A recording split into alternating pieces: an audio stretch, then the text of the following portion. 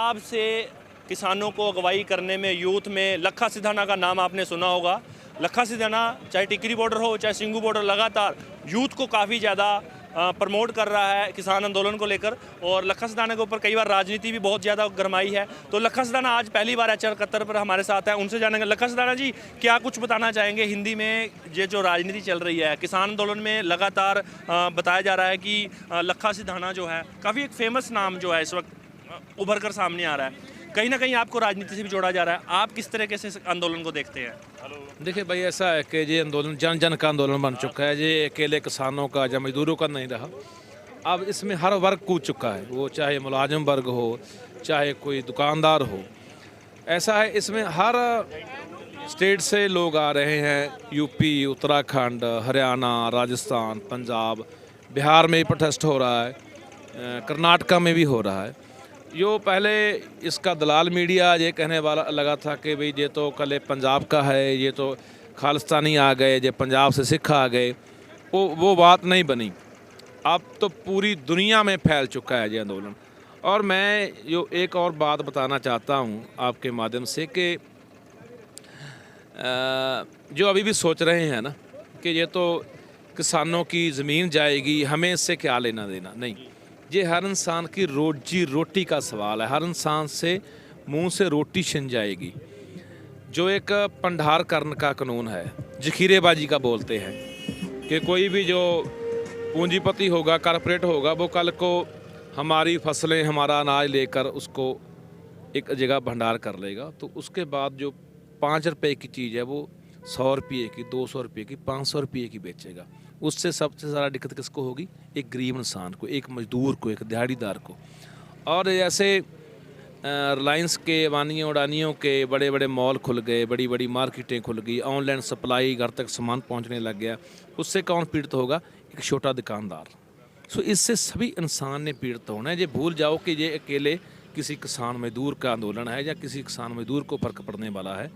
सो इसलिए हम कहते हैं कि जो मोदी लगातार जब ये कहता था कि GST लेकर आए, GST का फ़ायदा होगा दुकानदारों को, व्यापारियों को, उसका क्या फ़ायदा हुआ? नोटबंदी लेकर आए कि मैं काला धन इससे वापस होगा, इससे जो अतवाद है उसको ठल पड़ेगा। क्या हुआ उसका? आम लोग खत्म हुए। ना GST का कोई फ़ायदा हुआ, ना नोटबंदी का फ़ायदा हुआ।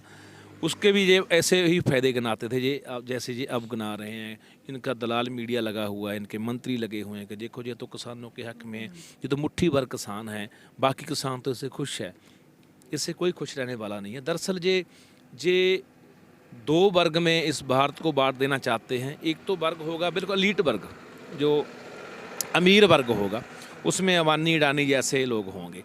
एक होगा बिल्कुल जैसे आम इंसानों को रेंगने वाले कीड़े बना देंगे कि सिर्फ आप रोटी के लिए मोहताज हो, इससे अलावा हम आपको ना शिक्षा देंगे, ना सेहत सहूलत देंगे, ना कोई और किसी प्रकार का रोज़गार देंगे।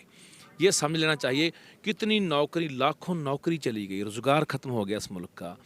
हर चीज़ इस मुल्क की बिक रही है, रेलवे हो, जहाज़ हो, हर चीज़, BSNL हो, हर चीज़ को इनको बेच दिया। पहले ये एक ड्रामा करते हैं कि ये तो घाटे में चला गया, उसके बाद ये बेच देते हैं कि सरकार के फ़ायदे के लिए नहीं रहा। सो इसलिए ये सोचना पड़ेगा। घाटे में ले जाने वाले भी यही लोग। हाँ, पहले घाटे में ले जाते हैं, फिर उसको एक बहाना बना के बेच डालते हैं। सो इसलिए हर इंसान को, इस भारतवासी को सोचना पड़ेगा कि ये जंग है ना, जो ये सभी के लिए है, सभी के भलाई, सभी इंसानों की भलाई के लिए ये जंग जो लड़ी जा रही है, इसमें हर सूबे से आया हुआ इंसान शामिल है।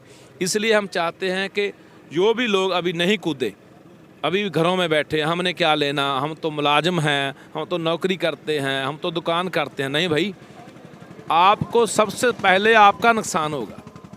मुलाजिमों की ये तनख्वाहों में कटौती कर रहे हैं, पेंशनें बंद कर रहे हैं, कितना नुकसान, और भी ज़्यादा ही कर रहे हैं। सो इसलिए मैं कहना चाहता हूँ कि अब समय नहीं है। 26 तारीख को दिल्ली में घुसने का प्रोग्राम है, दिल्ली में मार्च करने का प्रोग्राम है किसानों का। तो उसमें ज़्यादा से ज़्यादा हर वर्ग को शामिल होने की अपील करते हैं।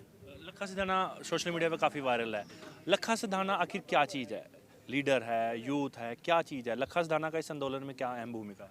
लखा सिधाना अपनी मिट्टी का, अपनी धरती माँ का एक पोता है।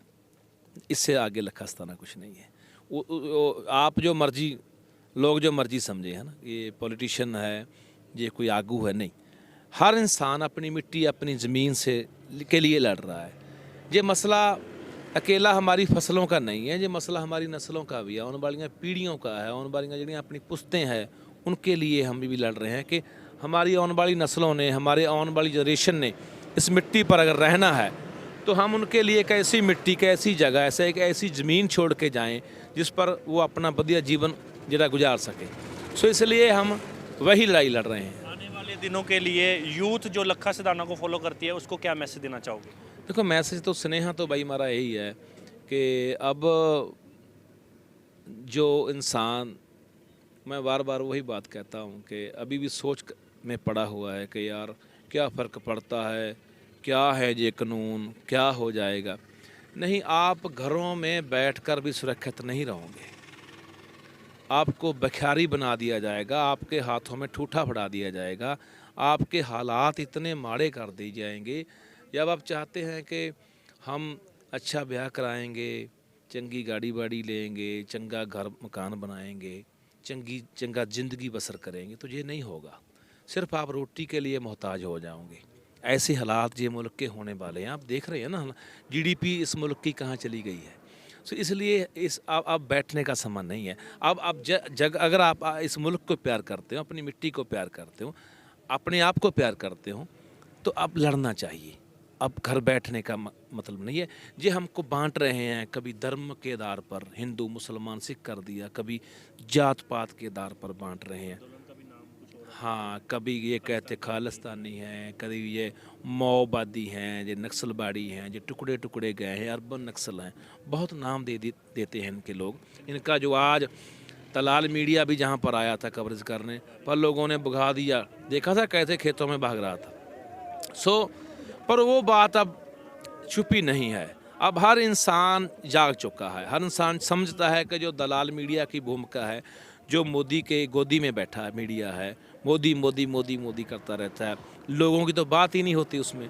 सो अब मेरा स्नेहा भाई यही है कि अब जात पात से ऊपर उठकर, धर्म मजहब से ऊपर उठकर अपनी मिट्टी के लिए, अपने लिए, आने वाली नस्लों के लिए, आने वाली जनरेशन के लिए हमें लड़ें और एक इतिहास सिरजें और अपने आप पर फ़ख्र महसूस करेंगे जब आप लड़ेंगे इस जंग में कि हाँ, एक जो दूसरी बार आज़ादी की जंग लड़ी जा रही थी इस काले अंग्रेज़ों के ख़िलाफ़, तो हमने भी उस जंग में हिस्सा लिया। पंजाब में जो सिंगर इस आंदोलन को प्रमोट कर रहे हैं गायकी के माध्यम से, उन पे पर्चे दर्ज किए जा रहे हैं, उनको अरेस्ट किया जा रहा है, तो कहीं ना कहीं लखा सिधाना भी टारगेट पे है।